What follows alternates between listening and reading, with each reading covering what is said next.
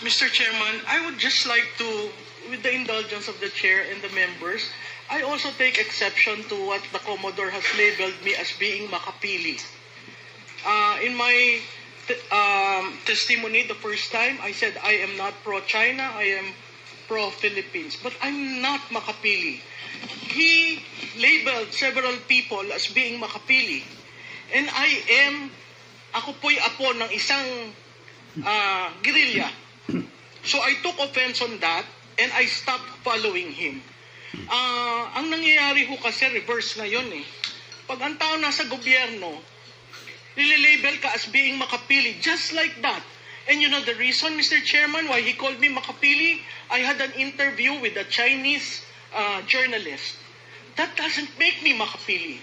That doesn't make anyone makapili. So, wag sana po natin dadalhin yung usapan sa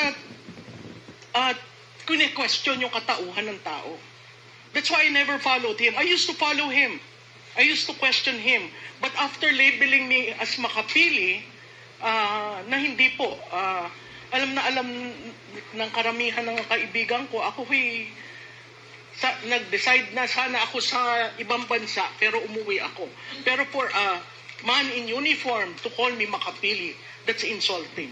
Yun lang, sir. Any statement, Commodore? Yes, sir. The Global Times is a known propagandist of the Chinese government.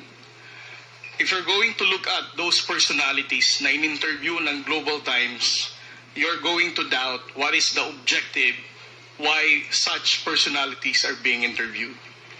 If you're going to look at the posts of those people who were interviewed and who gave comments about our fight in the West Philippine Sea, I think that's where I'm getting that kind of assertion.